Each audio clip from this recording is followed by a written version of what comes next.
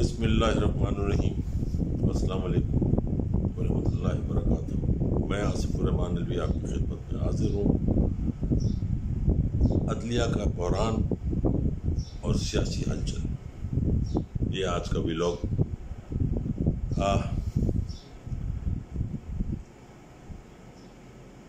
ہر معاشرے میں جو سب سے خوبصورت چیز ہوتی ہے، جس پہ لوگ اعتبار کرتے ہیں، جس کی طرف لوگ دیکھتے ہیں، وہ ہوتی ہے عدلیہ۔ ہماری بد نصیبی ہے کہ ہم عدلیہ کی طرف دیکھ ہی نہیں سکتے۔ جو ہماری امیدیں ہوتی ہیں، جو ہمارا یقین ہوتا ہے، وہ سب عدلیہ پہ ہوتا ہے کہ عدلیہ جو ہے وہ ہمیں انصاف دے گی، چھوٹے سے چھوٹے انسان کو، غریب سے غریب کو، اور بڑے سے بڑے امیر ہو، طاقتور ہو، ہم سب کو انصاف ملے گا۔ مگر یہاں پہ اس کے برعکس ہے، جس کی وجہ سے ملک میں انارکی، بے چینی، افراتفری پھیلتی ہے۔ ایک فیصلے نے پورا نظام درم برم کر دیا۔ آپ سبزی کے ٹھیلے پہ چلے جائیے، موچی کے پتارے پہ چلے جائیے، قصائی کی دکان پہ چلے جائیے، سونار کی دکان پہ چلے جائیے، سڑک پہ کسی جگہ چلے جائیے، کسی کے گھر چلے جائیے، اس وقت پورے ملک میں ایک ہی ٹاپک ہے، اور وہ ہے عدلیہ۔ ہر کچھ سوال کر رہا ہے کہ اب کیا ہوگا؟ کیا اس عدلیہ سے انصاف ملنے کی امید ہے؟ کیا اس عدلیہ سے یہ قوم محفوظ ہے؟ پہلے دہشت گرد تنظیمیں ہوتی تھی، MQM تھی، اور بہت ساری دہشت گرد تنظیمیں تھیں، پھر سیاسی تنظیمیں تھیں، ان کے اندر جو ایک گروپ ہوا کرتا تھا، لوگ ان سے محفوظ نہیں تھے، تو وہ عدلیہ کی طرف دیکھتے تھے۔ اب ان سب سے بڑھ کر جس سے خوف زدہ ہیں وہ ہے عدلیہ، کیونکہ عدلیہ کے بعد انسان کہاں جائے گا؟ جس کی وجہ سے ملک میں سیاسی بھونچال آ گیا ہے، ہلچل مچ گئی ہے، چاہے وہ بائی الیکشنز ہوں، چاہے وہ کچھ بھی، کیونکہ عدلیہ اور پھر الیکشن کمیشن، اس میں بھی ایسے لوگ بیٹھے ہوئے جن سے انصاف کی توقع کی جا سکتی، امید لگائی جا سکتی، اور ہوتا بھی ہے، پوری دنیا میں ایسا ہے۔ لیکن ان دو اداروں نے، اور ساتھ میں ایک مافیا مل گیا ان کے ساتھ لفافوں کا، الیکٹرانک میڈیا، پرنٹ میڈیا، انہوں نے مل کے پورے سسٹم کو سبوتاج کر دیا، پورے سسٹم کو ایسے جکڑ لیا جیسے ہم ان کے غلام ہیں۔ جن کی بھول ہے، ہم ان کے غلام کبھی بھی نہیں ہو سکتے، مر جائیں گے، ان کے غلام نہیں ہو سکتے۔ پھر ایسا کیوں ہوا؟ کیا وجوہات ہیں کہ ملک ترقی کی طرف جانے کے بجائے تنزلی کی طرف جا رہا ہے؟ فوج سے آپ کو کوئی خوف نہیں ہے، بڑے سے بڑا زلزلہ آ جائے، طوفان آ جائے، سونامی آ جائے، بھونچال آ جائے، جنگ ہو جائے، ملک کے اندرونی حالات خراب ہو جائے، تو فوج آپ کے ساتھ کھڑی ہوتی ہے۔ اکثر میں لوگوں سے سنتا ہوں، ان لوگوں سے، عام عوام سے نہیں، ان لوگوں سے سنتا ہوں کہ فوج یہ اتنے پرکس لیتے ہیں، اتنا سب کچھ کرتے ہیں، فوج نے ہمارے لیے کرا کیا ہے؟ کتنا عجیب سوال ہے نا، کہ فوج نے ہمارے لیے کیا کیا؟ فوج کرتی کیا ہمارے لیے؟ اور بے شرمو، تمہارے بچوں کو یتیم ہونے سے بچانے کے لیے اپنے بچے یتیم کر دیتی ہے، یہ کرتی فوج، تم نہیں کر سکتے۔ یہ جتنے بڑے بڑے لیڈران ہیں، ججز ہیں، مولوی ہیں، یہ جو میڈیا پہ بیٹھ کے آپ کو ذلیل کرتے ہیں، آپ ملک میں ایک انارکی پھیلاتے ہیں، غداری کا عنصر پیدا کرتے ہیں، ان میں سے کوئی بھی اپنی اولاد کو سڑک پہ نہیں بھیجے گا۔ ایئر کنڈیشن کمرے بٹھا کے اس کو حرام کی روٹی کھلائے گا، اور آنے والے مستقبل کے لیے ایک نیا سپولیا تیار کرے گا، نیا سانپ تیار کرے گا کہ ملک کو کیسے ڈسنا ہے، اس کے نظام کو کیسے خراب کرنا ہے۔ تو اگر نظام صحیح ہو گیا تو سب صحیح ہو گئے۔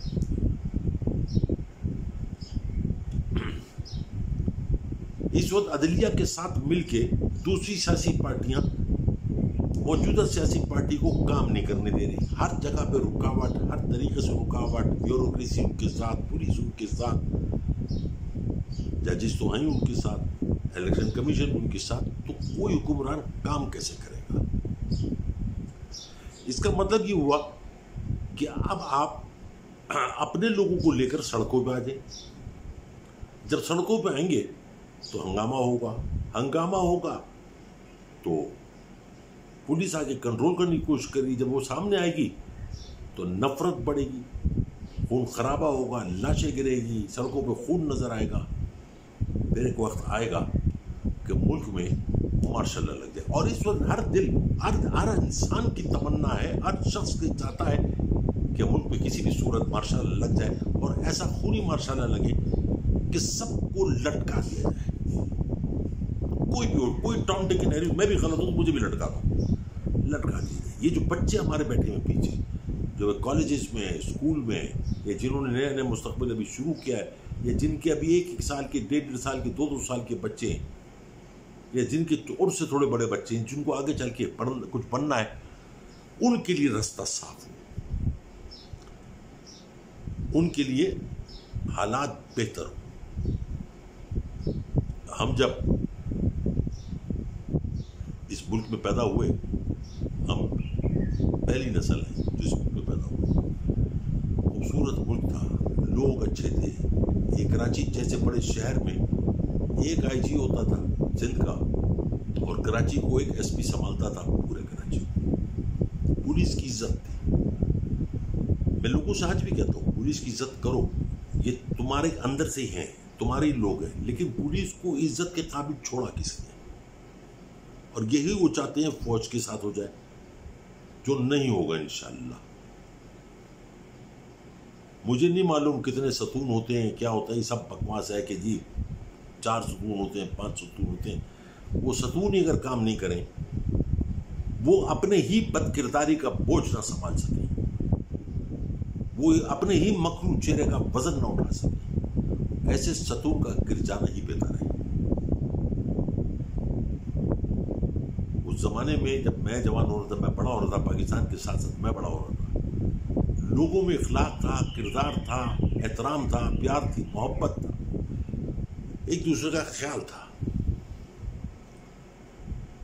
आज इसके बरक्स, सब इसका उल्टा है। नफरत है, हकारत है, बुग़्ज़ है, फ्रॉड है, लालच है, हसद है।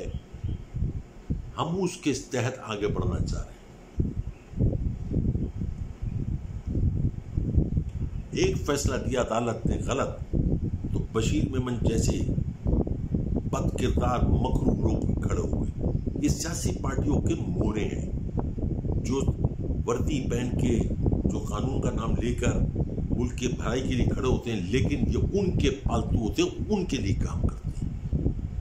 ये उनके अलावा कुछ नजर नहीं आता। हमसे तो अल्लाह सवाल करेगा जब हम मरेंगे, मन रब्बों का मन दीनों का, हम अपना कलमा पढ़ेंगे ला इलाहा इल्लल्लाह मोहम्मद रसूलुल्लाह। इनके साथ क्या होगा ये नहीं पता, क्योंकि कब्र में भी और रोज़े महशर के दिन भी इन्होंने जवाब जो देना है वो आसिफ जरदारी को देना है, नवाज शरीफ को देना है। अल्लाह को तो देना नहीं है, अल्लाह के नबी के सामने तो पेश होना नहीं है। इसलिए इनका किरदार, इनके अमाल और इनका किरदार एक ही जैसा है।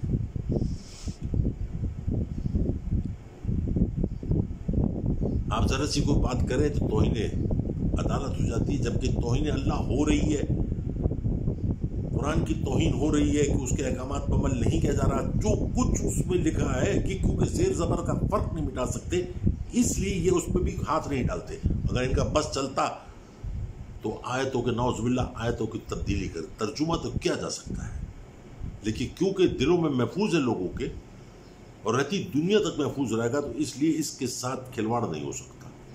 मगर कानून के साथ पूरा खिलवाड़ कर दिया। कानून नाम की कोई चीज ही नहीं। कल मेरे पास कुछ दोस्त बैठे थे, मुझसे बहस कर रहे थे, तो मैंने उनको बताया कि तवाइफ होती ना कोठे पे, उसके भी असूल होते हैं, उसके भी असूल होते हैं। ये एक ऐसी हकीकत है कि जिसको शायद लोगों को नहीं मालूम हो, लेकिन तवाइफ जिस कोठे में वो होती है, उस कोठे में जो भी बड़ा होता है, उनके यहाँ बहू की बड़ी इज्जत होती है। उस कंजर खाने में बहू की बड़ी इज्जत होती है। उसको बाजार में किसी जगह किसी के सामने पेश नहीं करते। خود ناچتے ہیں، خود اپنا جسم بیچتے ہیں، خود اپنی چمڑی بیچ کے اپنے بچوں کی روٹی پوری کرتے ہیں. وہ اپنی طرف سے جو بھی کرتے ہیں لیکن وہ ملک کے ساتھ کچھ نہیں کرتے. اب خود ناچ کے وہ بچوں کے لیے رزق پیدا کرتے ہیں، اپنا جسم بیچ کے وہ بچوں کے لیے رزق بیچتے ہیں. اسی طریقے سے آپ نے جن کو پارلیمنٹ بٹھایا، میں جو اکثر کہتا ہوں یہ پارلیمنٹ نہیں، یہ کوٹھا ہے، ادھر بٹھایا، وہ خود نہیں ناچتے، وہ آپ کو نچاتے ہیں قانون کے اشارے پہ. وہ آپ کی بوٹیاں نوچ کے، وہ آپ کو نچا کے اپنے بچوں کا پیٹ پالتے ہیں، اپنے بچوں کی تعلیم حاصل کرتے ہیں، اپنے بچوں کا مستقبل بناتے ہیں. یہی کام اس وقت عدلیہ میں ہو رہا ہے. یہ کون سا حساب کتاب ہے؟ کوئی مجھے سمجھائے. کوئی ایسا شخص ہے جو میری موت سے پہلے مجھے سمجھا دے کہ جو یہ فیصلہ تھا کیا یہ قرآن کے مطابق تھا، کیا یہ میرے اللہ کے حکم کے مطابق تھا، کیا یہ میرے نبی کے فرمان کے مطابق تھا؟ کہ آپ جج سے کچھ سوال نہیں کر سکتے کہ اس نے یہ کہاں سے لیا ہے، یہ دولت اس نے کہاں سے بنائی ہے، یہ جائیداد اس نے کہاں سے بنائی، یہ روٹی بوٹی جو کھا رہا ہے، یہ ہمارے جسم سے نوچ کے جو کھا رہا ہے، یہ کیسے کھا رہا ہے دنیا میں. اب تو میں نے لوگوں کے فون اٹھانے چھوڑ دیے. مجھے ایسا لگتا ہے کہ میں نے کوئی گناہ کر دیا، میں نے کوئی ایسا گناہ کر دیا کہ میں لوگوں کے سامنے آنکھیں نہیں ملا پاتا. کیوں میں وہی ہوں نا کہ جو لڑتا تھا ان سے اپنے ملک کے لیے، اپنے لوگوں کے لیے. آج وہ مجھ سے سوال کرتے ہیں تو ندامت کے علاوہ، ذلت اور رسوائی کے علاوہ میرے پاس کوئی جواب نہیں ہوتا. تو اس سے بہتر ہے کو فون ہی نہ اٹھاؤ.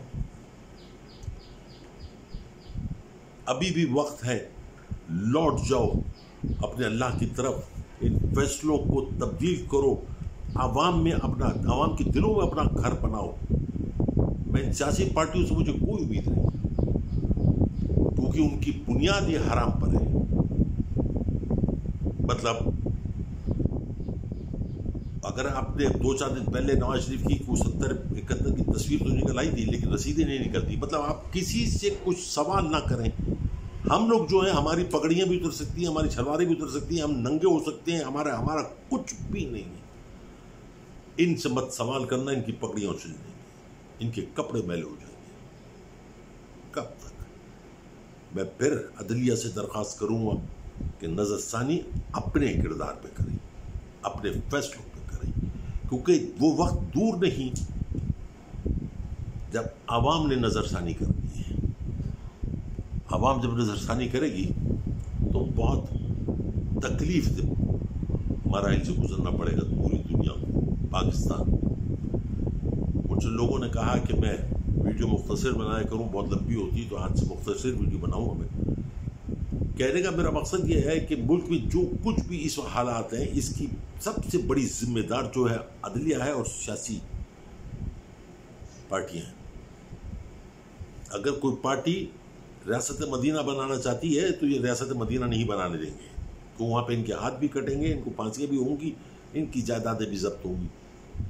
تو خان صاحب آپ لڑتے رہو، لوگ آپ کے ساتھ ہیں. قانون کی لڑائی اتنی آسانی سے نہیں جیتی جاتی، مگر آپ لڑتے رہو. بہت ساری دنیا میں لوگ ایسے موجود ہیں جو آپ کے ساتھ کھڑا ہونا چاہتے ہیں اس ملک کے خاطر. آپ اپنی لڑائی جاری رکھیں، اللہ تعالیٰ آپ کو حامی ناصر ہو. دوسری بات، میں اپنے بچوں سے کہنا چاہوں گا کہ میرے بچوں، ان حالات سے مت گھبرانا. جو دور ہم نے دیکھ لیا اس حالات کے ساتھ ساتھ وہ ہم لڑیں گے، مریں گے، تمہارا مستقبل ضرور محفوظ کریں گے. جس طریقے سے میں کہہ رہا ہوں کہ میری ذمہ داری، اس طرح تمہارے ماں باپ کی بھی ذمہ داری. ان سے بھی کہو کہ حق اور سچ کے لیے کھڑے ہو. قیمے والے نان، مرغی کی بریانی یا زندہ بھٹو کے لیے مت کھڑے ہو. تمہارے لیے کھڑے ہو. سوچیں کہ یہ ہمارے بچوں کا مستقبل ہے. موت تو پر ہے، لڑو گے تو بھی مرو گے، نہیں لڑو گے تو بھی مر جاؤ گے. تو لڑ کے تاریخ میں اپنا نام لکھوا کے پھر مرنا، تو دنیا تمہاری قبر پہ آ کے سلام کرے گی. اپنی دعاؤں میں، پیار میں، محبت میں یاد رکھیں. میری طرف سے بہت سارا پیار، بہت ساری محبت، بہت ساری دعائیں. السلام علیکم ورحمۃ اللہ وبرکاتہ.